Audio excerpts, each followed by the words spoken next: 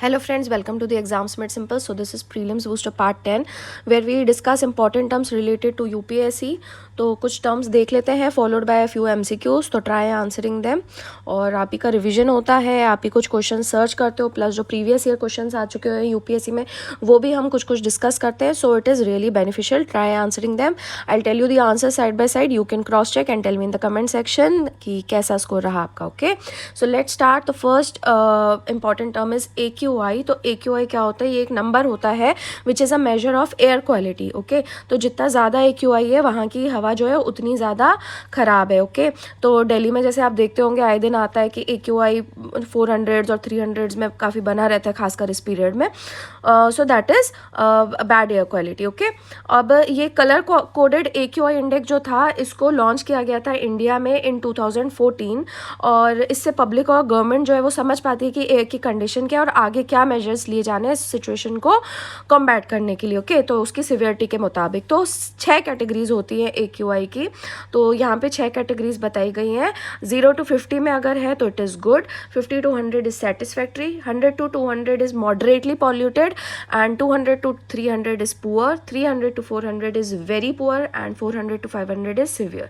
तो Delhi often comes in very poor and severe categories. Okay, so what is the AQI and ये pollution को कैसे calculate करता है? तो जैसे बताया 2014 में इसको लॉन्च किया गया था. So this was a part of स्वच्छ भारत कैंपेन. और इससे है ना पोल्यूशन की कॉमन अंडरस्टैंडिंग जो है उसको सिंप्लीफाई करने के लिए है. और इसके लिए एक एक्सपर्ट ग्रुप है जिसमें medical professionals, air quality experts, academia, advocacy groups ये सब आए थे. और ये पूरा मतलब दिया गया था IIT कानपुर को. और IIT कानपुर और इस एक्सपर्ट ग्रुप ने ही रेकमेंड किया था AQI स्कीम को. अब जो CPCB यानी सेंट्रल पोल्यूशन कंट्रोल बोर्ड वो आता है आपका ministry of environment, forest and climate change के अंडर. तो उनके अकॉर्डिंग AQI जो होता है वो कॉम्प्लेक्स एयर क्वालिटी डेटा जो है, मतलब उसमें कई सारे पोल्यूटेंट्स होते हैं ना, तो उनको एक सिंगल नंबर में कन्वर्ट कर देता है, एक नॉमेनक्लेचर दे देता है, एक कलर दे देता है. तो इसमें कौन कौन से पोल्यूटेंट्स होते हैं? तो वैसे इंडिया में अगर देखा जाए तो नॉर्मली 8 होते हैं. यहाँ पे जैसे बताएं PM10, PM2.5, nitrogen oxide, ozone, carbon. आप मुझे बाकी के 3 कमेंट सेक्शन में बता सकते हो. ओके, सो इसके पीछे एक पूरा कैलकुलेशन होता है. जो पोल्यूटेंट्स हैं उस एयर में, उसको हर पोल्यूटेंट को एक वेट दिया जाता है बेस्ड ऑन द फॉर्मूला. अब ये वेट किसके अकॉर्डिंग दिया जाता है कि उस पोल्यूटेंट का इम्पैक्ट ह्यूमन हेल्थ पे कितना पड़ेगा, उसके अकॉर्डिंग उसको वेट दिया जाता है. और सबका फिर एवरेज निकाल के एक सिंगल कलर, एक सिंगल नंबर निकाला जाता है जो कि ओवरऑल इम्पैक्ट को डिसाइड करता है. ओके, और इसके लिए मॉनिटरिंग स्टेशन है पूरी कंट्री में जो इन लेवल्स को असेस करते हैं. ठीक है, तो अब इन पोल्यूटेंट्स का इम्पैक्ट क्या होता है? जो ज़्यादा हार्मफुल पोल्यूटेंट्स हैं वो छोटी साइज़ के रहते हैं, जैसे PM2.5.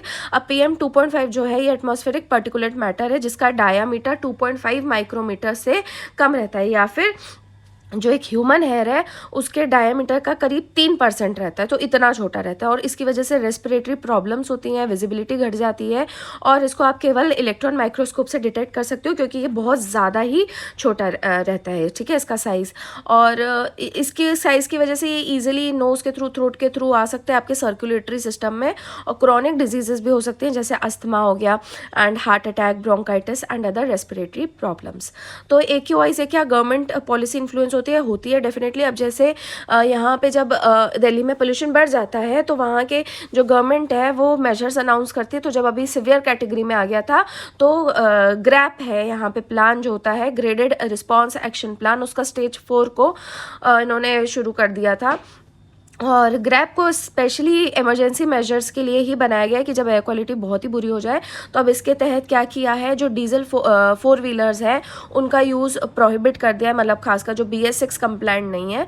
और इसके अलावा ट्रक्स की एंट्री भी दिल्ली से वो भी प्रोहिबिट कर दी. Okay, second item is coronal holes के बारे में है. तो अभी ट्विटर का नासा का एक हैंडल है, उसने एक सन की इमेज शेयर करी है which seems to be smiling.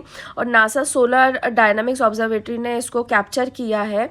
और इस इमेज में बेसिकली डार्क पैचेस हैं जो इस तरीके से रिजेंबल कर रहे हैं जैसे सन की आइज़ और स्माइल हो. ओके, और नासा ने इन पैचेस को है ना कोरोनल होल्स कहा है. और इसको केवल अल्ट्रावायलेट लाइट में देखा जा सकता है और ये मतलब आइस के लिए नॉर्मली विजिबल लाइट में ये नहीं दिखते। ओके, तो कोरोनल होल्स क्या होते हैं, ये एक्चुअली में सन की सरफेस पे रीजन्स होते हैं जहाँ से सोलर विंड बहुत तेज़ी से गश आउट करती है इनटू द स्पेस। अब इनमें सोलर मटेरियल बहुत कम होता है और आसपास के उसकी जो सराउंडिंग होती है इस पैचेस की, उसके मुताबिक इसका टेम्परेचर भी कम होता है, इसलिए थोड़ा डार्क अपीयर करते हैं। और जो मैग्नेटिक फील्ड होती है यहाँ पे, it is open to the interplanetary space. तो क्या होता है कि जो सोलर मटेरियल होता है ना, तो वो सोलर विंड के साथ साथ काफ़ी ज़्यादा बाहर निकल आता है एंड इट कैन लास्ट, कब से कब तक का इसका पीरियड हो सकता है, कुछ हफ्तों से लेके महीनों तक कोरोनल होल्स लास्ट कर सकते हैं। तो ये कोई यूनिक फिनोमेना नहीं है। और जो पूरी सन की साइकिल होती है ना, 11 साल की सोलर साइकिल होती है, please remember this, 11 year cycle होती है, तो उसमें वो आते रहते हैं। और ख़ासकर अब इस साइकिल में एक पीरियड होता है जिसको कहते हैं सोलर मिनिमम। तो सोलर मिनिमम के टाइम पे कोरोनल होल बहुत लंबा लास्ट करते हैं। सोलर मिनिमम क्या होता है, ये एक ऐसा पीरियड ऑफ टाइम होता है जहाँ पे सन की एक्टिविटी बहुत ज़्यादा कम हो जाती है। ओके, तो उस टाइम पे कोरोनल होल्स थोड़ा ज़्यादा लास्ट करते हैं। अब ये कोरोनल होल्स क्या हमें बताते हैं, तो स्पेस एनवायरनमेंट को समझने के लिए काफ़ी ज़्यादा ज़रूरी है, और जहाँ से खासकर हमारी टेक्नोलॉजी और एस्ट्रोनॉट्स ट्रैवल करते हैं। और 2016 में नासा ने जैसे कहा था कि कोरोनल होल्स जो हैं वो 6 to 8% कवर करते हैं पूरी सोलर सरफेस को। ओके, तो अब ये चीज़ अभी तक हालांकि क्लियर नहीं है कि कोरोनल होल्स क्यों होते हैं, लेकिन ये ऐसे एरियाज़ में होते हैं जहाँ पे अभी बताया कि सोलर मटेरियल बाहर निकलता है ना, तो जहाँ पे मैग्नेटिक फील्ड भी जो है, आपने देखा होगा मैग्नेटिक फील्ड जो नॉर्मली होती है अगर वो जैसे अर्थ की है तो वो बाहर निकलती है और उसके बाद में लूप करके वापस दूसरे साइड से, जैसे दिस इज़ द अर्थ, तो दूसरे साइड से फिर वो आती है, ठीक है ना, तो पूरा एक सर्कल से आती है, देयर इज अ लूप। तो लेकिन ये जो कोरोनल होल्स है, यहाँ से magnetic fields they soar up and away, और ये वापस लूप बैक नहीं करती हैं। ओके, कोरोनल होल्स की जो मैग्नेटिक फील्ड्स है ये वापस कहीं पे लूप बैक नहीं करती हैं। और अब साइंटिस्ट ने इसको क्यों पढ़ा है, ये जो फास्ट सोलर विंड स्ट्रीम्स यहाँ से निकलती हैं, क्योंकि कभी कभी ये अर्थ की मैग्नेटिक फील्ड के साथ इंटरैक्ट करती हैं, जिसको हम क्या बोलते हैं, geo magnetic storm. Please remember what is geo magnetic storm, जब सोलर विंड स्ट्रीम जो है वो अर्थ की मैग्नेटिक फील्ड के साथ इंटरैक्ट करती है और इससे जो सैटेलाइट्स हैं they are expose to radiation और साथ में कम्युनिकेशन सिग्नल्स में भी इंटरफेयर करती हैं। अब जियो मैग्नेटिक स्टॉर्म में होता क्या है, तो यूएस गवर्नमेंट एजेंसी जो है national oceanic and atmospheric administration, उनके according geo magnetic storms they relate to earth's magnetosphere. Earth का मैग्नेटोस्फीयर वही स्पेस है जो कि which is influenced by its magnetic field. तो जब हाई स्पीड सोलर स्ट्रीम आती है अर्थ पे, तो वो कुछ केसेस में जो उसके सोलर विंड पार्टिकल्स हैं वो पोल्स के ऊपर एटमॉस्फेयर को हिट करते हैं, और इससे जो जियोमैग्नेटिक स्टॉर्म्स हैं जो अभी आपको बताया मैंने, उससे बहुत ज़्यादा डिस्टर्बेंस आता है मैग्नेटोस्फीयर में, और काफ़ी ज़्यादा एक्सचेंज ऑफ एनर्जी होता है सोलर विंड से into the space environment surrounding earth. Okay, तो वही होता है कि इसकी वजह से आयोनोस्फीयर में भी चेंजेस आ सकते हैं जो कि अर्थ के अपर एटमॉस्फेयर में है, और जो रेडियो और जीपीएस सिग्नल्स भी जो यहाँ से जा रहे होते हैं तो वो भी डिस्टर्ब हो सकते हैं and communication also gets affected. Okay, third important item is the first amendment to the constitution. तो अभी क्या हुआ है कि अब अचानक से एक प्ली आई है सुप्रीम कोर्ट में कि जो अभी fundamental right to freedom of speech and expression में अमेंडमेंट हुआ था, पहला अमेंडमेंट, उसमें रिस्ट्रिक्शंस बढ़ा दिए गए थे, तो उसके ऊपर ये प्ली आई है। और जो पिटिशनर है उसने कहा है कि अमेंडमेंट जो है वो बेसिक स्ट्रक्चर डॉक्ट्रिन को डैमेज करता है। तो ये पहला अमेंडमेंट क्या था, तो उस टाइम पे पहले अमेंडमेंट में पीएम जवाहरलाल नेहरू के टाइम पे इसको इंट्रोड्यूस किया गया था, और ये जून 18, 1951 में इफेक्ट में आया था। So it is known as the constitution first amendment bill. इसमें कई सारे चेंजेस हुए थे, जैसे लैंड रिफॉर्म्स को स्क्रूटनी से एग्जेम्प्ट करना, जो कि आपका उसके अलावा जैसे प्रोटेक्शन फॉर बैकवर्ड क्लासेस में आता है, एंड स्केड्यूल 9 ऑल्सो। ओके, तो इन सब में चेंजेस किए गए थे। और उसके बाद में जो राइट टू फ्री स्पीच है उसमें जो रिस्ट्रिक्शंस थी वो रिस्ट्रिक्शंस बढ़ा दी गई थी। ओके, ओरिजिनल कॉन्स्टिट्यूशन में कम रिस्ट्रिक्शंस थी, इसको फिर स्कोप को बढ़ा दिया गया था। तो अभी कॉन्स्टिट्यूशनल पोजीशन क्या है फ्री स्पीच पे, तो जो आर्टिकल 19(1) का ए है वो तो पहली बात डिफाइन करता है। इसमें ये पार्ट 3 में आता है और इसमें fundamental right to freedom of speech and expression दिया गया है, लेकिन जो फ्रीडम है वही एब्सोल्यूट नहीं है। इसका फिर 1901 के बाद में आता है 1902, जिसमें एक्सेप्शंस हैं या फिर रीजनेबल रिस्ट्रिक्शंस हैं उस राइट पे। ओके, अब अंतर क्या है अमेंडमेंट में क्या हुआ और ओरिजिनल क्या था? जो ओरिजिनल था उसमें था कि कोई भी मतलब जो क्लॉज 1 में कोई भी चीज़ है तो वो एग्जिस्टिंग लॉ को अफेक्ट नहीं करेगी, यानी कि मतलब फ्रीडम ऑफ स्पीच जो है उसका असर इस चीज़ पे नहीं पड़ेगा कि अगर स्टेट कोई ऐसा लॉ बनाती है जो कि मतलब रिलेट करता है डिफेमेशन, कंटेम्प्ट ऑफ कोर्ट या ऐसी कोई मैटर से जहाँ पे डिसेंसी अफेंड हो रही हो, मोरालिटी अफेंड हो रही हो, या फिर जो कि स्टेट की सिक्योरिटी को अंडरमाइन करे। ओके, ये सारे टर्म्स थे। तो आपको है ना ये टर्म्स थोड़े याद करने पड़ेंगे कि ये ओरिजिनल जो था इसमें क्या क्या चीज़ें थी, कि अगर स्टेट ने ऐसा कोई लॉ बनाया है जो कि मतलब स्टेट को सिक्योरिटी मतलब उसकी सिक्योरिटी को अंडरमाइन होने से बचा रहा है या फिर कंटेम्प्ट ऑफ कोर्ट या डिफेमेशन के केस में बनाया गया है, तो आप ऐसे लॉ के अगेंस्ट फ्रीडम ऑफ स्पीच को चैलेंज नहीं कर सकते। ओके, इसके बाद में अमेंडमेंट क्या हुआ था? अमेंडमेंट ये हुआ था कि इसमें ये चीज़ आ गई थी कि अगर स्टेट कोई भी ऐसा लॉ बनाता है, किन केसेस में ये लागू नहीं होगा फ्रीडम ऑफ स्पीच। एक्सेप्शंस क्या रहेंगे कि अगर स्टेट कोई ऐसा लॉ बना रहा है जिसमें रीजनेबल रिस्ट्रिक्शंस प्लेस की जा रही है। ओके, ये टर्म आ गया था, रीजनेबल रिस्ट्रिक्शंस प्लेस की जा रही है मतलब on the exercise of the right in the interest of किस चीज़ में? अगर सोवरेंटी एंड इंटीग्रिटी, ये तो सेम था, सिक्योरिटी ऑफ द स्टेट ये भी था, then friendly relations with the foreign states अगर वो अफेक्ट हो रहे हैं, पब्लिक ऑर्डर, ये एक इंपॉर्टेंट टर्म है, अगर पब्लिक ऑर्डर की भी बात कर दी गई तो ये मतलब एक तरीके से स्कोप बढ़ा दिया। और इसके बाद में फिर एक टर्म और बढ़ा दिया था, इंसाइटमेंट टू एन ऑफेंस। तो अगर ऑफेंस का इंसाइटमेंट किया जा रहा है, पब्लिक ऑर्डर या फ्रेंडली रिलेशंस पे असर पड़ रहा है, तो फिर मतलब ऐसे रीजनेबल रिस्ट्रिक्शंस में आप उसको चैलेंज नहीं कर सकते हो। ठीक है, तो ये जो पहला अमेंडमेंट था इसमें 2 चेंजेस मेनली थे। तो मैंने आपको बताया कि सबसे पहली बात तो इसमें रीजनेबल वर्ड को ऐड कर दिया गया था। और रीजनेबल से क्या है कि कोर्ट के लिए मतलब एक ऑप्शन था कि फिर वो स्टेप इन करके ये एग्जामाइन कर सकते हैं कि जो रिस्ट्रिक्शंस लगाई गई हैं, रीजनेबल रिस्ट्रिक्शंस हैं, तो वो रिस्ट्रिक्शंस रीजनेबल हैं या नहीं है, उसकी लेजिटिमेसी को एग्जामाइन कोर्ट्स कर सकते हैं। ओके, और फिर सेकेंड जो इसमें चीज़ इंट्रोड्यूस की गई थी वो था public order and incitement to an offence. तो ये थोड़े से नैरोअर टर्म्स माने जाते हैं। तो ये बेसिकली क्यों आए थे? क्योंकि उस टाइम पे 1950 में सुप्रीम कोर्ट की कुछ आई थी, रूलिंग्स आई थी और वो स्टेट के पावर के अगेंस्ट थी कि वो फ्री स्पीच को कर्ब कर सकता है। ठीक है, तो मतलब 2 ऐसे इंस्टेंस हुए थे जहाँ पे स्टेट ने जो है फ्री स्पीच को कर्ब किया था, लेकिन सुप्रीम कोर्ट ने उसको स्ट्राइक डाउन कर दिया था। तो क्या कर दिया सेंट्रल गवर्नमेंट ने, उसने लिख दिया कि नहीं भाई, पब्लिक ऑर्डर का भी जब केस आ जाए तो उस केस में भी ये फ्रीडम ऑफ स्पीच अफेक्ट हो सकती है। ओके, तो अब ये 2 केसेस क्या थे इसके बारे में भी देख लेते। This is very important, believe me. और ये 2 वर्डिक्ट्स थे सुप्रीम कोर्ट के। एक तो था Brijbhushan case versus state of Delhi and the other was Romesh Thapar versus state of Madras. तो अब रोमेश थापर केस क्या था? 1949 में जो मद्रास गवर्नमेंट थी उसने क्रॉस रोड्स नाम की एक मैगजीन थी उसको बैन कर दिया था। ठीक है, Crossroads was basically a left leaning magazine और इस मैगजीन ने क्या किया था? गवर्नमेंट की फॉरेन पॉलिसी को क्रिटिसाइज किया था। ओके, तो ऐसे में क्या हुआ था कि मतलब ये वही फ्री स्पीच रूलिंग थी कायदे से सुप्रीम कोर्ट की। तो पिटिशनर ने ये बोला था कि जो मद्रास गवर्नमेंट का एक एक्ट था, Madras maintenance of public order act 1949, उसको अनकॉन्स्टिट्यूशनल, उसके सेक्शन 9(1) को अनकॉन्स्टिट्यूशनल करके चैलेंज किया था। तो इस प्रोविज़न में बेसिकली क्या था कि जो गवर्नमेंट है वो रिस्ट्रिक्शंस लगा सकती थी for the wider purpose of securing public safety या मेंटेनेंस ऑफ पब्लिक ऑर्डर। तो उन्होंने बोला कि भाई आप पब्लिक ऑर्डर के नाम पे कुछ भी कर रहे हो तो आप है ना बेसिकली क्या कहते हैं फ्रीडम ऑफ स्पीच को है ना रिस्ट्रिक्ट कर रहे हो, विच इज़ अनकॉन्स्टिट्यूशनल।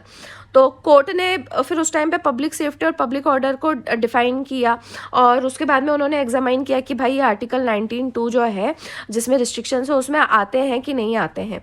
तो गवर्नमेंट ने तो अपनी सफाई दी कि हाँ भाई जो undermining the security of the state है वो कहीं ना कहीं पब्लिक ऑर्डर से ही रिलेटेड है, लेकिन जो कोर्ट का मेजॉरिटी ओपिनियन था उसने गवर्नमेंट से डिसएग्री किया और इस प्रोविजन को अनकॉन्स्टिट्यूशनल बोल दिया। ओके, तो बेसिकली फ्रीडम ऑफ स्पीच को उन्होंने ज़्यादा अपहेल्ड किया। ओके, और उस टाइम पे एक जस्टिस फजल अली थे, तो उन्होंने फिर इसमें थोड़ा उनका डिसेंट था और उन्होंने कहा कि नहीं भाई, पब्लिक ऑर्डर कायदे से सिक्योरिटी ऑफ स्टेट में आता है। और दूसरा जो केस था वो था ब्रिजभूषण केस। तो क्या हुआ था कि चीफ कमिश्नर ऑफ दिल्ली ने एक प्री सेंसरशिप ऑर्डर दे दिया था, आरएसएस का माउथ पीस था, ऑर्गेनाइजर, जो कि वो भी गवर्नमेंट के क्रिटिकल था। तो उसका जो पब्लिशर था उसने उसी तरीके से east Punjab public safety act में सेक्शन 7(1) था, उसको चैलेंज किया, जिसमें प्री पब्लिकेशन स्क्रूटिनी जो थी उसको मतलब अलाउ किया हुआ था पब्लिक ऑर्डर को मेंटेन करने के लिए। तो सेम इशू था और उसके बाद में सुप्रीम कोर्ट ने वही सेम चीज़ करी यहाँ पे भी।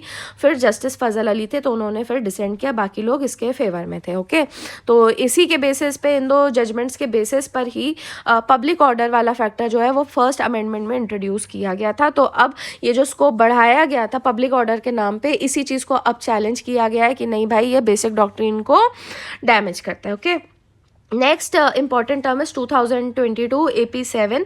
तो अभी क्या है, एस्ट्रोनॉमर्स की एक टीम ने 3 मासिव नियर अर्थ एस्ट्रॉइड्स को डिस्कवर किया है, जो कि सन के ग्लेयर में थोड़े हिडन थे। इसमें से एक का नाम है 2022 AP7 और ये largest planet killer sized asteroid माना जा रहा है। प्लैनेट किलर साइज एस्टेरॉइड, आप टर्म देख रहे हो, है ना। और ये एक डेकेड में इसको अभी पहली बार इसको स्पॉट किया गया है और ये काफ़ी ज़्यादा हजार्डस है अर्थ के लिए। तो ये जो स्टडी आई है इसमें 3 एस्टेरॉइड्स हैं और ये पूरा जो ग्रुप है ये एस्टेरॉइड्स का, ये किसके बीच में होता है, अर्थ और वीनस के बीच में होता है। तो उसमें से ये 3 मिले हैं और इनको स्पॉट करना एक्चुअली में टफ था, क्योंकि ये एक्चुअली में सन की बहुत ज़्यादा ब्राइटनेस की वजह से हिडन थे टेलीस्कोप ऑब्जर्वेशन से। ओके, और इसलिए जो एस्ट्रोनॉमर्स थे उन्होंने खासकर ट्वेलाइट आवर्स में, तो 10 मिनट का विंडो होता था हर रात को, तो उसमें इन्होंने ऑब्जर्व किया और इसके लिए इन्होंने एक डार्क एनर्जी कैमरा का यूज़ किया था चिली में बेस्ड ऑब्जर्वेटरी से। और ये एक प्रोग्राम के अंडर ही किया गया था, यूएस का नेशनल साइंस फाउंडेशन का नॉइड लैब करके है, और इसी में इन्होंने स्काई को काफ़ी ज़्यादा ऑब्जर्व किया विथ इमेंस सेंसिटिविटी। वैसे ये जो कैमरा बनाया गया था डार्क एनर्जी कैमरा, तो ये डार्क एनर्जी सर्वे के लिए ओरिजिनली बनाया था यूएस के डिपार्टमेंट ऑफ एनर्जी और एनएसएफ ने 2013 से 19 के बीच में। ओके, और इसमें है ना एक दिक्कत तो वही थी कि सन का ग्लेयर बहुत ज़्यादा था, सन की लाइट की वजह से ये छुप गए थे। और दूसरा दिक्कत ये भी थी कि ये जो एस्टेरॉइड्स थे ये काफ़ी नज़दीक थे होराइजन के और इस वजह से ये अर्थ के एटमॉस्फेयर से ब्लड और डिस्टॉर्ट टाइप के दिख रहे थे। ओके, और ये जो एस्टेरॉइड सन से काफ़ी दूर होते हैं उनको डिटेक्ट करना फिर भी आसान होता है। तो एस्टेरॉइड्स के बारे में अभी क्या पता है वैसे हमको, तो अभी तक जो है 25 ही एस्टेरॉइड साइंटिस्ट ने डिस्कवर किए हैं जिनके ऑर्बिट अर्थ की ऑर्बिट के अंदर है। इसमें देखो ये चीज़ बताई गई है कि प्लैनेट किलर्स, अभी इसको बताया था। तो प्लैनेट किलर क्या होते हैं, जो एस्टेरॉइड्स जिनका डायमीटर करीब 1 किलोमीटर होता है उस साइज को प्लैनेट किलर्स कहा जाता है। ठीक है, इसके अलावा 2 दूसरे और कौन से हैं, 2021 LJ4 तो सबसे छोटा है और 2021 PS27 है, तो ये सन के काफ़ी नज़दीक है। ओके, अब 2022 AP7 के बारे में देख लेते हैं। ये 1.5 किलोमीटर वाइड है और अगर इसका ऑर्बिट जो है अगर कभी हमारे अर्थ के ऑर्बिट में आ जाता है तो फिर काफ़ी खतरनाक कोलिजन हो सकता है। और लेकिन अभी इस एस्ट्रॉइड के बारे में बहुत कम जानकारी है कि उसकी क्या ट्रैजेक्टरी हो सकती है, उसका क्या कंपोजिशन है, तो क्या अर्थ को कोई इमीडिएट थ्रेट है। तो अभी इन्होंने कहा है एस्ट्रोनॉमर्स ने कि ये वाला एस्ट्रॉइड जो है ना ये अर्थ को केवल तभी क्रॉस करता है अर्थ की ऑर्बिट को जब सन के ऑपोजिट साइड पे होता है। ऑपोजिट साइड पे मतलब जैसे यहाँ पे अर्थ है, यहाँ पे सन है, तो यहाँ पे मतलब जब ये इस तरीके से घूम रहा होता है ना, तो ये जब ऑपोजिट साइड पे होता है, सन बीच में आ जाता है, तो उस केस में केवल ये अर्थ की ऑर्बिट को क्रॉस करता है। और उस एस्ट्रॉइड को सन को ऑर्बिट करने में 5 साल लगते हैं, इसलिए कई सेंचुरीज लग जाएंगी। लेकिन ये जब भी होगा इस एस्ट्रॉइड का काफ़ी डिवास्टेटिंग इम्पैक्ट हो सकता है। और उस टाइम पे क्यों बहुत ज़्यादा हो सकता है, क्योंकि अर्थ का एटमॉस्फेयर तब तक डस्ट और पोल्यूटेंट से इतना ज़्यादा भर चुका होगा कि सनलाइट आ भी नहीं पाएगी कि आप उसे डिटेक्ट कर पाओ। ओके, और धीरे धीरे इसकी जो ऑर्बिटल मूवमेंट है वो धीरे धीरे अर्थ के सिंक में आती जाएगी। ओके, अब MCQs देख लेते हैं। सो फर्स्ट MCQ, आप आंसर लिखते जाना, मैं फिर से कह रही हूँ, मैं आपको बताऊंगी लेकिन आप अपने पास लिखो, आपका खुद का रिवीजन होगा। ओके, तो अब ये देखो, ये क्वेश्चन जो है 2016 में पूछा गया यूपीएससी में। तो क्वेश्चन बोलता है कि हमारी जो कंट्री की सिटीज़ हैं वहाँ पे एयर क्वालिटी इंडेक्स मेजर करने के लिए कौन सी गैसेस नॉर्मली कंसिडर की जाती हैं। तो यहाँ पे आपको बताई गई हैं कुछ gases: CO2, carbon monoxide, nitrogen dioxide, sulphur dioxide, methane. Okay, तो आपको बताना है कि करेक्ट ऑप्शन कौन सा है। ऑप्शन है 1 2 3 2 3 4 1 4 5 या 1 2 3 4 5। Okay, you can pause and you can write the answer. Fine, तो मैं आपको आंसर बता देती हूँ। So the answer is B, that is 2 3 and 4। Next question है कि इनमें से कौन सा स्टेटमेंट सही नहीं है with respect to coronal holes. पहला स्टेटमेंट कहता है ये वो रीजन है सन की सरफेस के जहाँ से तेजी से सोलर विंड गश आउट करती है। सेकंड स्टेटमेंट है कि ये केवल कुछ सेकंड्स के लिए लास्ट करते हैं during solar minimum. Third statement is they have lower temperatures और काफ़ी ज़्यादा डार्क अपीयर करते हैं अपनी सराउंडिंग्स में। फोर्थ स्टेटमेंट इज ये वो एरियाज है सन के जहाँ पे मैग्नेटिक फील्ड सोअर अप करके चली जाती है without looping back to the surface. तो इसका आंसर मैं आपको बता देती हूँ। आंसर इज, हमको इनकरेक्ट बताना था। Okay, so the answer is B, और कुछ सेकंड्स के लिए नहीं, इनफैक्ट बहुत सबसे ज़्यादा सोलर मिनिमम में ही लास्ट करते हैं ना। नेक्स्ट क्वेश्चन है जो 9th शेड्यूल है वो इंट्रोड्यूस किसके टाइम पे किया गया था। तो आपके ऑप्शन है जवाहरलाल नेहरू, लाल बहादुर शास्त्री। अगेन देखो यूपीएससी में पूछा हुआ है इंदिरा गांधी और मोरारजी देसाई। तो इसका आंसर क्या है? इसका आंसर है ए। नेक्स्ट क्वेश्चन है कि एस्ट्रॉइड्स और कॉमेट्स में मेनली क्या डिफरेंस है। तो पहला स्टेटमेंट कहता है कि एस्ट्रॉइड्स स्मॉल रॉकी प्लैनेटॉइड्स होते हैं और जो कॉमेट्स होते हैं वो फ्रोजन गैसेस के बने होते हैं, रॉकी और मेटालिक मटेरियल को मिला के। सेकेंड स्टेटमेंट है कि एस्टेरॉइड्स जनरली जुपिटर और मार्स के बीच में पाए जाते हैं और कॉमेट्स वीनस और मर्क्यूरी में। थर्ड स्टेटमेंट है कॉमेट जो है उसकी परसेप्टेबल ग्लोइंग टेल होती है जबकि एस्टेरॉइड्स की नहीं होती है। तो आपको बताना है कौन सा स्टेटमेंट सही है। 1 and 2, 1 and 3, 3 ओनली या 1 2 and 3। वही एलिमिनेशन से आप इजीली इसको कर सकते हैं। आंसर बता देती हूँ। So the answer is B. अब 2 में क्या गलती थी या मुझे कमेंट सेक्शन में बताएंगे कि सेकंड स्टेटमेंट क्यों गलत है। Okay, so that was all from this video. I hope आपको अच्छा लगा। Please do like and share and thanks for watching and have a nice day.